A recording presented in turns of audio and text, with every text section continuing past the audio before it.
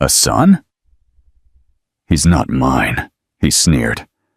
3 years later, the Millionaire CEO sat down for dinner, and the cook in the kitchen was his ex, raising the daughter with his blue eyes. The office smelled faintly of leather and polished wood, the kind of place designed to remind visitors of wealth and power. Alexander Reed sat behind his massive desk, his blue eyes fixed on the woman across from him. His dark brown hair was perfectly styled, his light gray suit was without a wrinkle, and his posture carried the confidence of a man who believed he controlled every room he entered. Emma held the ultrasound photo in her trembling hands. Her brown hair fell forward as she struggled to keep her breathing steady. She had rehearsed this moment so many times. She had imagined him softening. She had imagined him with his arms around her. She had imagined him choosing them. With cautious hope, she placed the photo on the desk between them. For a brief moment, his gaze flickered to it, and something unreadable crossed his face, but it was gone almost instantly. His lips curved into a thin, cold smile that never reached his eyes. He leaned back in his chair, exuding an air of detachment, and the silence stretched long enough for Emma's stomach to twist. Finally, he spoke. His voice was quiet but cutting, the tone of a man delivering a business verdict rather than facing the reality of a child. A child? He's not mine, he said. The words fell heavily in the space between them. Emma's throat burned as she tried to respond, but the lump in her chest stole her voice. She stared at him in disbelief, her brown eyes filling with tears. "How can you say that?" she whispered, her voice barely audible. "Alexander, look at him. This is your son. Our son." But he slowly shook his head, as if her pain was little more than a nuisance. He reached out across the desk, picked up the ultrasound, and without hesitation, cleanly tore it in half. The sound of the paper ripping echoed in the quiet office like a cruel declaration. He dropped the pieces onto the desk and leaned forward with one last disdainful look. "You have to let this go," he said, his tone firm, almost impatient. "I don't want this, and I won't let it derail my life. Whatever you think you're holding on to, forget it. Move on." Emma staggered back as if she had been hit, her hands trembling at her sides. Her chest rose and fell quickly, and for a moment she thought her legs might give out.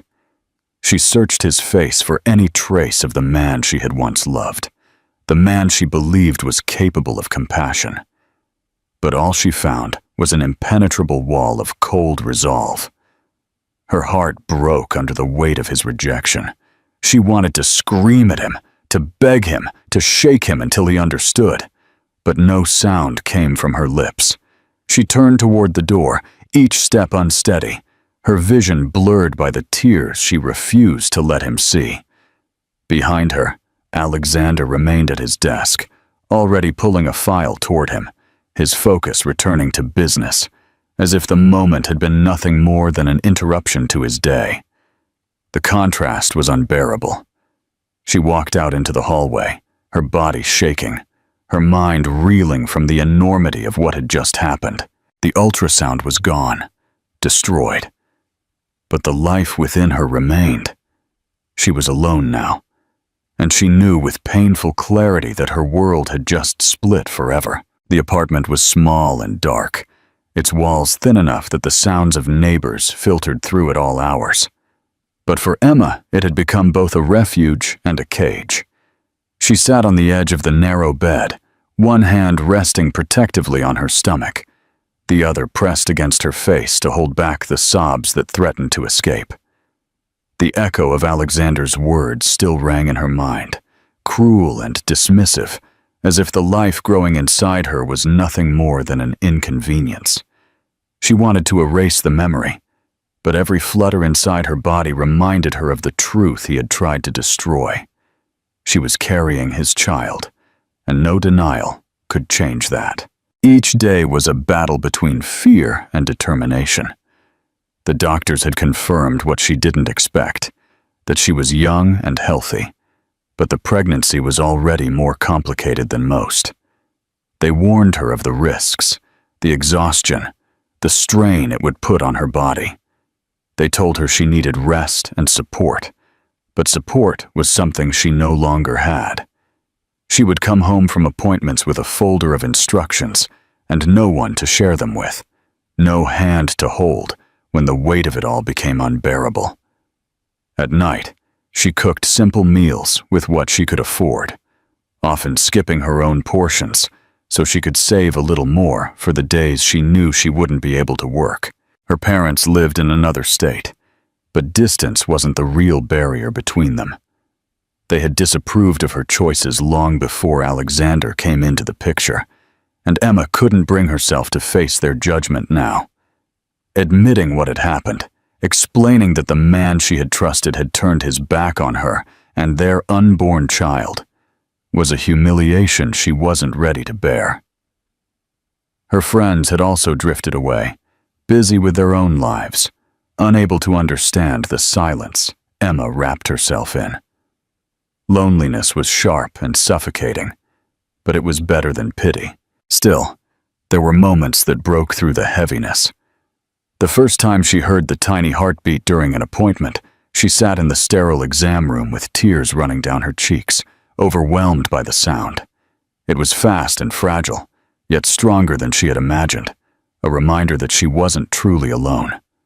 At night, when fear pressed in the hardest, she would lie down and whisper to the child growing inside her, promises she had no idea how to keep. She promised security, love, and a future brighter than the one she was facing now. The words were shaky, but saying them gave her strength. The week stretched into months, and her body began to show the weight of what she carried. Her ankles would swell after long shifts in the kitchen. Her back would ache from hours spent on her feet over hot stoves, and sleep often evaded her as the worries of tomorrow filled her mind. Yet with every kick, every movement inside her, she felt a spark of resilience. She told herself that no matter how cruel Alexander's rejection had been, she would not let his absence define the child's life. She would bear every hardship, sacrifice every comfort, and face every lonely night if it meant giving her baby the chance to thrive.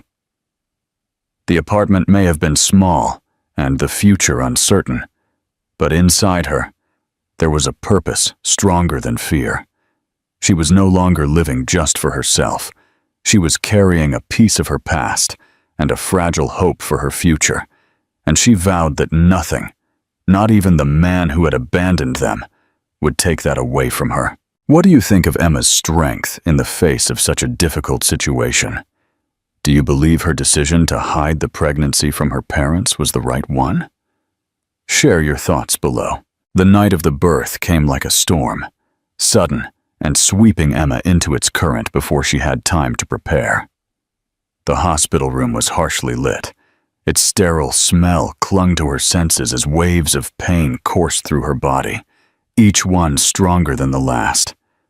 Sweat beaded on her forehead, her hair sticking to her face as she gripped the bed rails until her knuckles were white.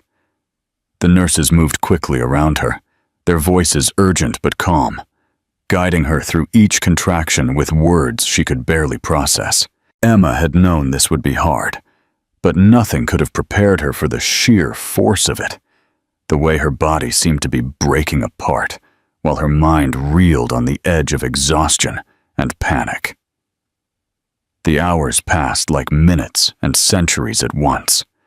She screamed, she cried, she prayed, and she gritted her teeth until finally, in the midst of the chaos, she heard it. The first fragile cry of her child. The sound cut through the fog of pain, sharp and pure, and instantly her chest swelled with a wave of love so intense it made her dizzy. The doctor announced it was a girl, and in that moment Emma's world changed forever.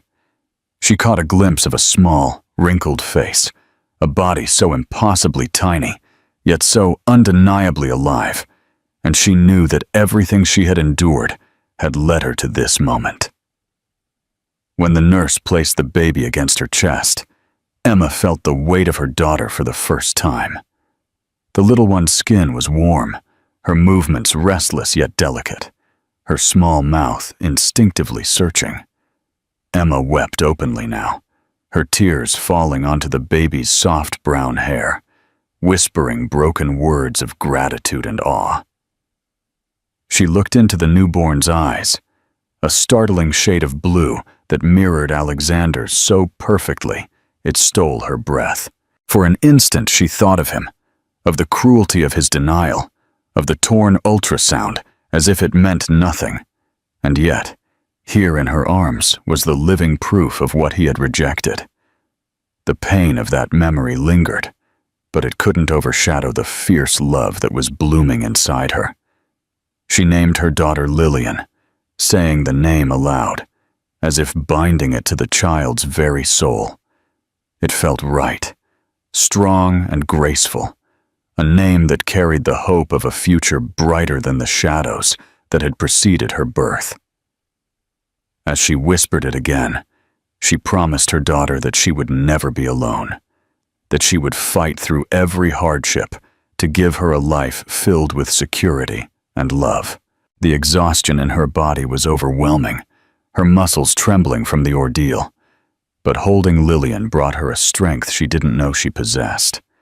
The room grew quiet after the chaos, the monitors beeping steadily, the nurses receding to give her a moment of peace. Emma closed her eyes briefly, pressing her cheek against her daughter's head, inhaling the smell of new life, raw and pure. For the first time in months, the fear that had plagued her seemed to loosen its grip. She no longer felt abandoned, because in her arms was someone who belonged entirely to her. She had carried this child through loneliness, despair, and pain, and now that she was here, Emma knew she could endure anything. The outside world remained uncertain, but inside this small hospital room, cradling her newborn daughter, she felt something she hadn't felt in years, a fragile, undeniable sense of hope. What do you think of Emma's decision to name her daughter Lillian? How will she manage to raise her alone, given her current situation? Let us know your thoughts below. The first few years with Lillian unfolded as a relentless test, each day demanding more from Emma than she thought she could give. Her apartment was cramped and modest, with paint peeling from the walls and a draft that crept through the windows in winter. But it became the center of Emma's world. She would wake before dawn to get ready for her early shift at a local cafe, dressing quickly and quietly so as not to wake her daughter. When she got home in the afternoon, exhausted from the hours on her feet, she would scoop Lillian into her arms, pressing her cheek against the girl's soft hair and inhaling the faint, comforting scent that reminded her why she was pushing on. Money was always tight, every paycheck stretched to its limits. She learned to live with the constant worry, to calculate every expense down to the smallest coin, and to sacrifice her own needs for her daughters. There were nights when Emma would skip dinner so Lillian could have a full plate, brushing off her hunger with the lie that she just wasn't in the mood to eat. Despite the fatigue that weighed on her body, she would pick up extra shifts whenever possible, coming home after midnight and forcing herself to wake just a few hours later. Sleep became a rare luxury, but every time she looked into Lillian's blue eyes, so bright and trusting, Emma found a reservoir of strength she didn't know she had. The girl grew quickly, her brown hair curling slightly at the ends, her laughter filling the apartment with a kind of light that even poverty couldn't dim. She had a curious nature, always reaching for the world around her, and Emma marveled at how so much innocence could survive in such harsh conditions. Yet with every milestone, first steps, first words, the first time Lillian called her Mama, Emma felt the ache of what was missing. She couldn't erase the knowledge that Alexander had chosen absence over presence, that he had denied this child before she even had a chance to take a breath. Sometimes she felt her anger rise like a fire, hot and consuming, but she would bury it deep so her daughter would never see her bitterness. To cope, Emma built routines that kept their fragile lives steady. Mornings were filled with quick breakfasts of oatmeal or toast, afternoons with trips to the park where Lillian could run freely while Emma watched her from a worn bench. At night, no matter how tired she was, Emma would read her daughter bedtime stories, her voice soft and melodic, even as her eyelids threatened to close. Lillian loved fairy tales, especially the ones about lost princesses who were found again. And though Emma sometimes had to hold back tears, she would tell the stories as if she believed in them too. There were darker nights when Lillian would ask about her father. The questions would come innocently, often after seeing another child with both parents at the park or hearing a family mentioned in a storybook.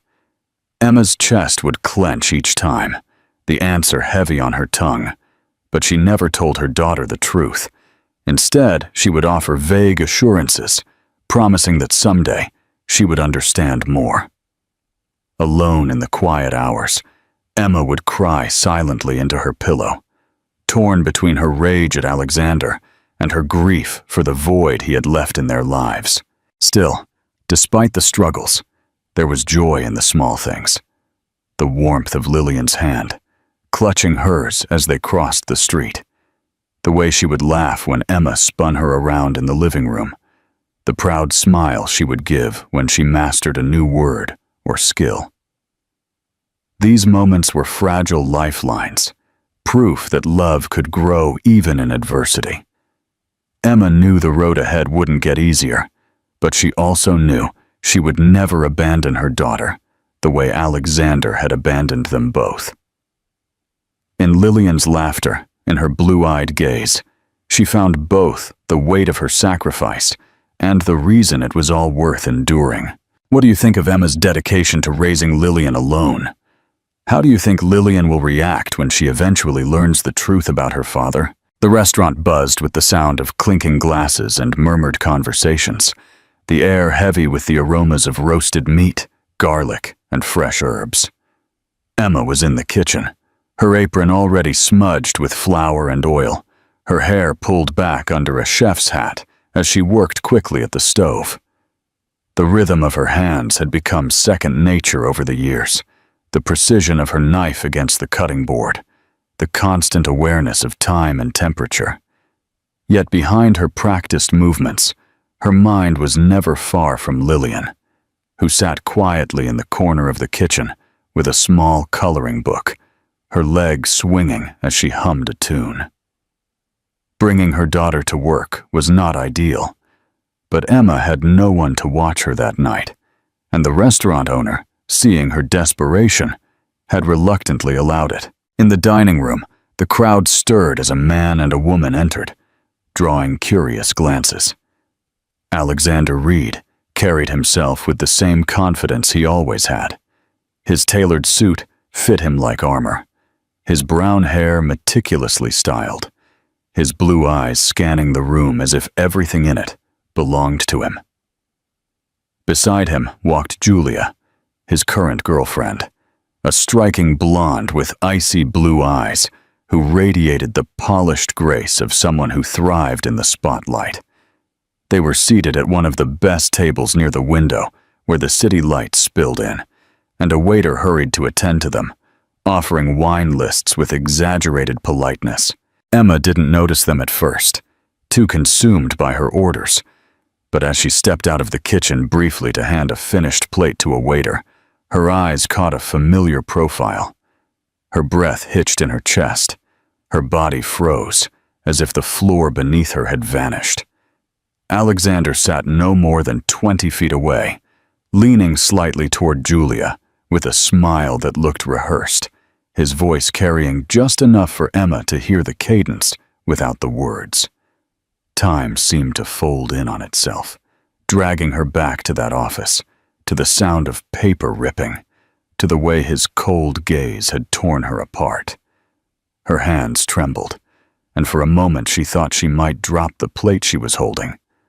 She forced herself to retreat back into the kitchen, pressing herself against the counter for support as her chest tightened.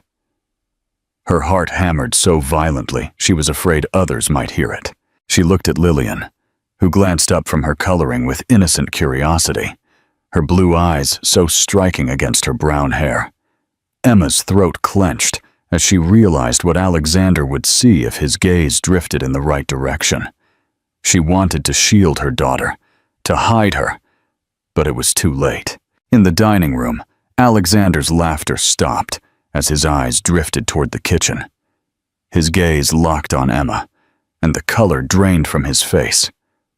For a moment he didn't move, his hand frozen on the stem of his wine glass, his carefully constructed world cracking at the edges. Julia noticed his sudden stillness and followed his eyes. Her expression tightened as she saw Emma in her chef's uniform. "Do you know her?" Julia asked, suspicion in her tone. Alexander didn't reply. His attention had shifted to the small figure beside Emma. Lillian had wandered over to the door, her crayon in hand, her big blue eyes meeting his across the room. The recognition hit him like a punch. He saw himself in her gaze, a mirror he could not deny. And in that instant, the memory of his words, "Child, he's not mine," came back to him with brutal clarity.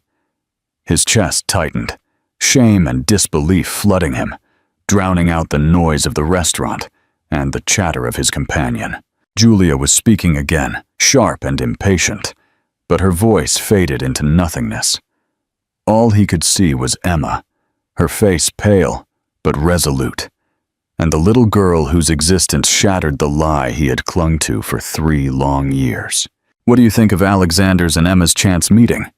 Do you believe Alexander will finally acknowledge Lillian as his daughter?" Emma, feeling his gaze, gently pulled Lillian back toward her, her hand trembling as she rested it on her daughter's shoulder. She refused to look away, even as every instinct screamed at her to run. The room felt unbearably small, the weight of the past pressing in on her, the life she had built with so much pain and sacrifice now colliding violently with the man who had denied it. The clatter of dishes, the bustling waiters, the laughing, drinking patrons. For Emma and Alexander, the world had shrunk to this single, charged, unavoidable moment. Alexander lingered long after the plates had been cleared, his wine untouched, and Julia's irritated whispers fading into the background of his thoughts. He couldn't take his eyes off the kitchen door, where Emma had disappeared with the little girl who carried his own blue eyes. Every attempt by Julia to regain his attention only deepened the pit of guilt gnawing at his chest, and finally, she pushed her chair away with a huff, excusing herself to make a phone call.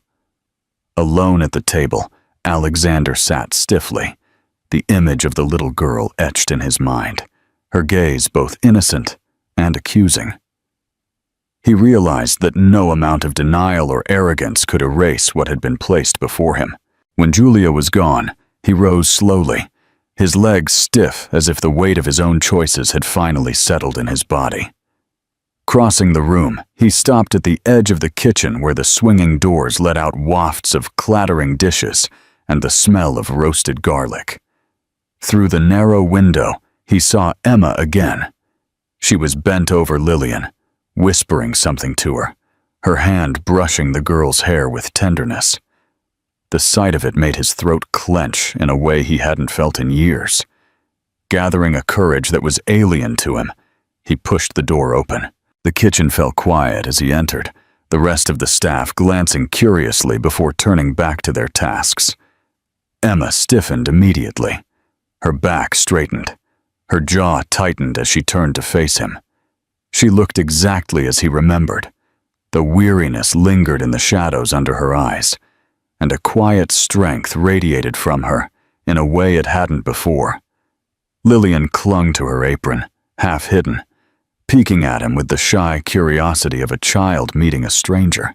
Alexander's voice cracked as he tried to speak, The words caught in his throat. "Emma, is she?" His eyes darted to the little girl and back to Emma, every ounce of his practiced confidence gone. Emma held Lillian close, her expression like steel. Her voice was steady but cold, cutting the tension like a blade. "Yes, she's your daughter. 3 years ago you looked me in the eye and told me she wasn't yours. You tore her first proof of life in half and left me to carry her alone. And now you see her standing here with your eyes staring back at you, and you still need to ask." Her words hit him harder than he had expected. The contempt in her tone left no room for excuses. Alexander's chest constricted, and for a moment he felt truly breathless. He looked down at the floor, shame radiating through him, but when he looked back up, his eyes met Lillian's again. The little girl tilted her head, studying him with the frankness of a child who sensed something but couldn't fully understand it.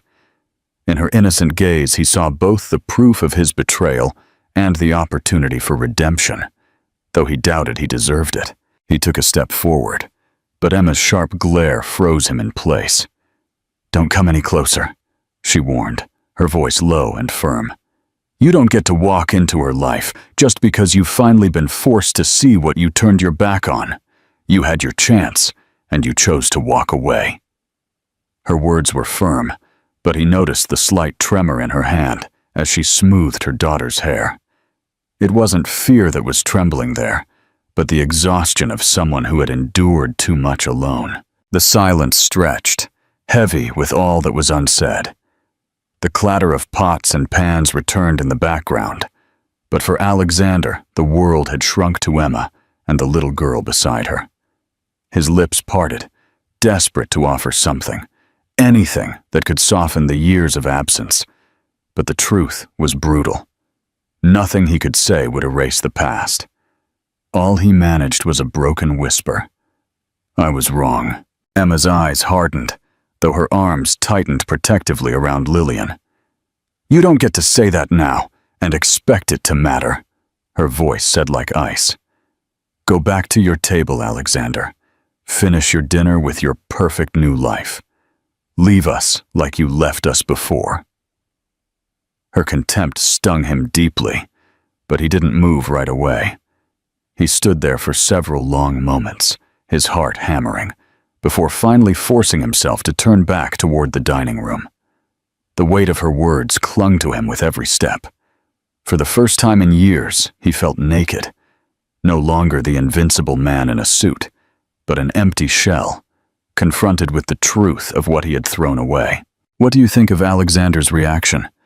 Will he give up again, or will he fight for a second chance?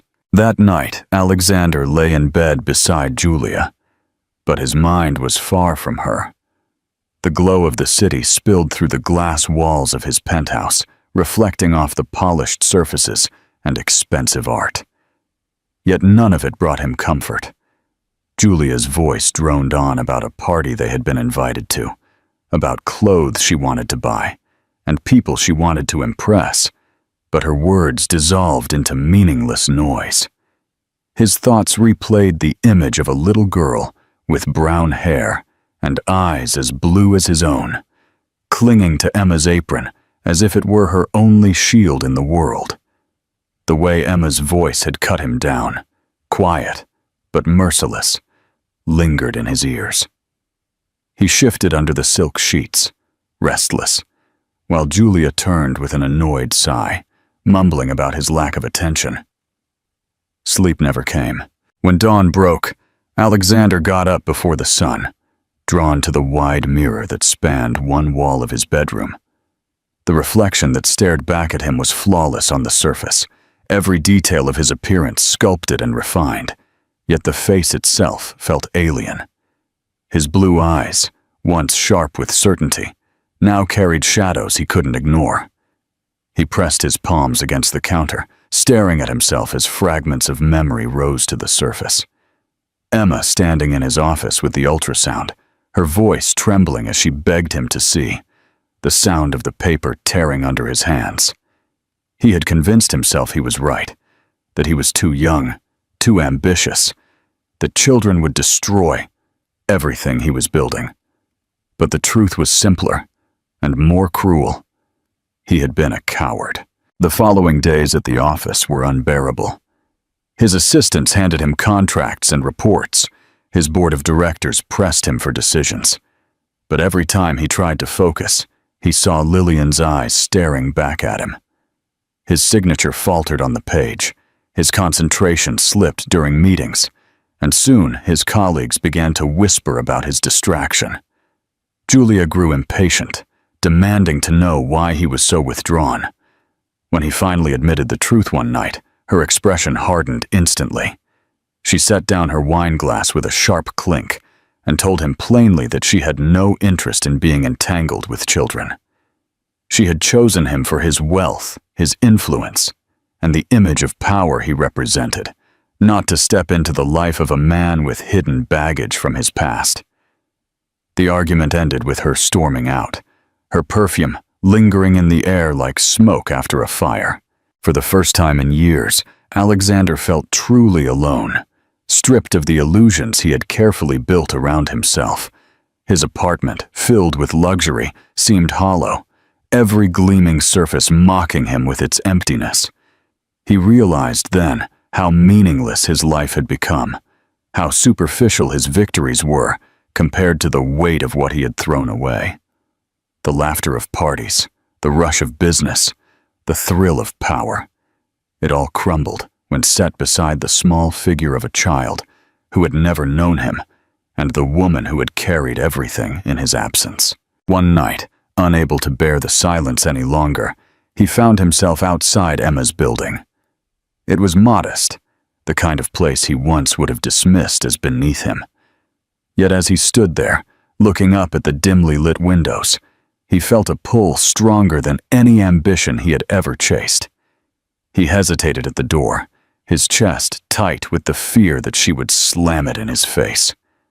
But he finally knocked. When Emma opened it, she looked at him with tired eyes, her hair pulled back in a loose braid, her daughter playing quietly behind her on the floor. She didn't seem surprised to see him, only cautious, her expression guarded. "I need to talk," he said, his voice lower than he intended, stripped of its usual command. Emma crossed her arms, her posture stiff, every muscle in her body radiating the resolve of someone who had no intention of making this easy. "Talk," she repeated, her tone sharp. "After 3 years of silence? After you left me to carry it all alone?" He felt his throat close as he looked past her to Lillian, who glanced up briefly, her face lighting up with curiosity at the sight of him, before returning to her toys. The simplicity of her innocence broke him more than anger ever could. He looked down at the floor, ashamed. "I was wrong," he admitted quietly. "I don't deserve forgiveness, but I want to try. Please, Emma, let me at least be around her. Let me try to give back even a fraction of what I stole from you both." For a long moment, Emma said nothing. Her eyes softened almost imperceptibly as she looked at her daughter. But when she looked back at Alexander, her voice was firm again. "You don't get to erase the nights I cried alone, or the mornings I went to work on no sleep, because I had no one else to lean on. You weren't there. I was. If you want to be a part of her life now, prove it. Don't just say the words. Show me. Show her."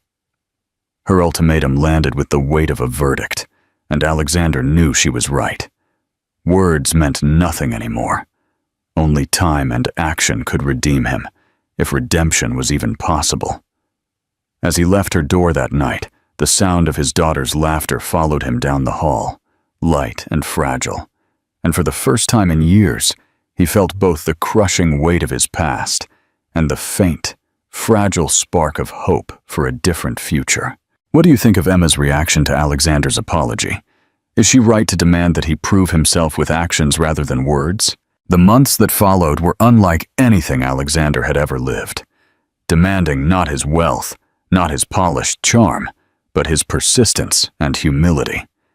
At first, his presence in Emma's world was stiff and uncertain, marked by awkward silences and tentative steps toward a little girl who barely knew his name.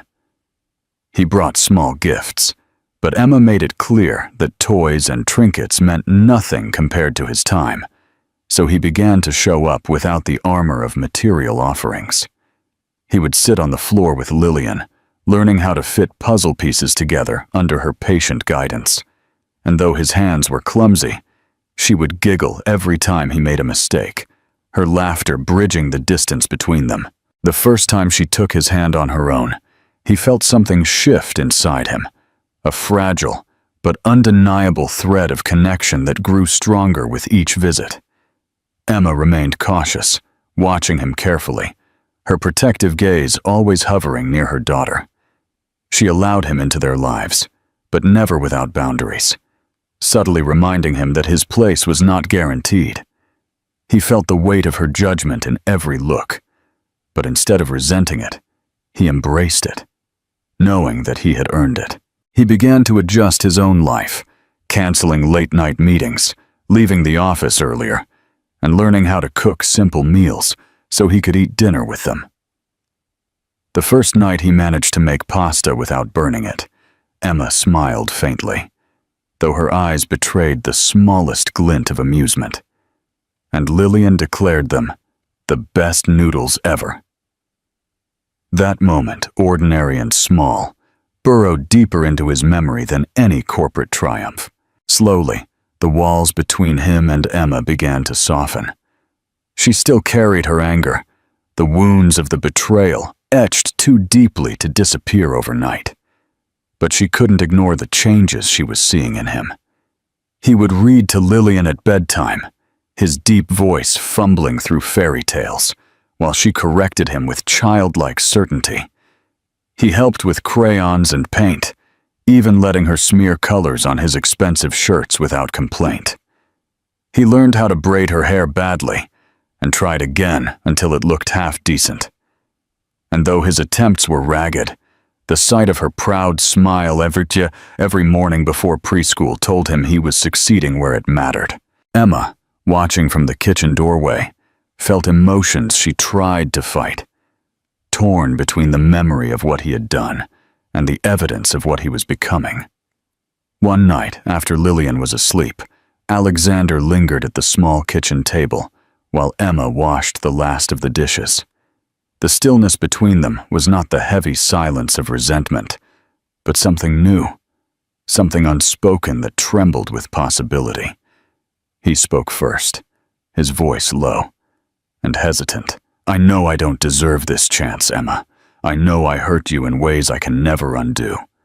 But I promise you, I won't leave again. Whatever it takes, however long it takes, I'll prove it." She turned to face him, the water dripping from her hands, her expression caught between resistance and weariness. For a long moment she said nothing. Then finally, she lowered her gaze and whispered, "I don't know if I can ever forget, but maybe I can learn to forgive." The words seemed to cost her something, yet they also released a part of her she had kept locked away for years. Tears stung Alexander's eyes, and for once he didn't try to hide them. He reached across the table slowly, as if afraid she might pull away, and when her hand finally met his, he felt warmth surge through him, fragile, but real. It was not a reconciliation wrapped in romance or the naive return of what they once had. It was something harder, something earned through pain and persistence, a foundation that would require care to build, but that could hold stronger than before. As the night deepened, the apartment filled with the soft sound of Lillian's breathing from the next room, and for the first time in years, Emma allowed herself to imagine a future not defined by bitterness, but by healing. Alexander, humbled and stripped of all that once defined him, realized that he had finally found the one thing worth more than all his wealth. It wasn't the return of Emma's love, not yet, but the opportunity to be a father, and perhaps, in time, the man she deserved. Their journey ahead would not be easy, but in that quiet moment, holding each other's gaze across the worn kitchen table, they both felt the fragile beginnings of hope, a light flickering after years of darkness. What do you think of this turning point in the story? Do you believe Emma is truly ready to forgive Alexander? Share your thoughts below. The months turned into a year, and the bond between father, mother, and daughter deepened. Edward had sold his yacht and moved into a house a few miles from Emma's apartment, a quiet, modest home that was a far cry from his penthouse, but one that he loved. It had a small yard with a climbing tree, a kitchen that always smelled of something cooking, and a small room filled with Lillian's toys and art supplies. He spent his days not in boardrooms, but in living rooms, his hands no longer wrapped around the cold surface of a coffee mug, but around the small fingers of his daughter as he taught her how to hold a crayon. Emma, too, had changed. The weariness that had once lingered in her eyes had softened, replaced by a quiet joy that she hadn't felt in years. Her work at the cafe was now a choice, not a necessity, and she found a new freedom in the knowledge that she no longer had to carry the weight of everything alone. She watched Edward with a mixture of love and lingering caution, but the scales were slowly tipping toward a future she had once believed was impossible. The laughter of Lillian, full and unrestrained, was the music of their new home, and in her bright blue eyes, Emma saw not the man who had hurt her, but the man who was now fighting to be a father. One afternoon, as they sat on the floor of the living room, building a castle out of toy blocks, Lillian looked up at them both, her face a picture of innocent wisdom. "Mommy, Daddy," she said, her voice small but clear. "I love you both." The words hung in the air, simple and true, and for a moment Emma and Edward were speechless. The castle they had built stood tall and proud in the center of the room, a testament to their combined efforts. It wasn't a perfect structure. Some of the blocks were mismatched, some were chipped and worn, but it was a home, built with love, patience, and forgiveness. As they sat there, holding hands, watching their daughter play, Emma and Edward knew that the past would always be a part of their story. But it was no longer the defining chapter. They had chosen to write a new one, a story of redemption, of second chances, and of a love that was stronger for having been tested by fire. The road ahead would not be simple, but with Lillian's laughter to guide them and the knowledge that they were no longer alone, they knew they could face anything. What do you think of the ending of this story? Do you believe Edward and Emma's love is stronger now than it was before? Share your thoughts below.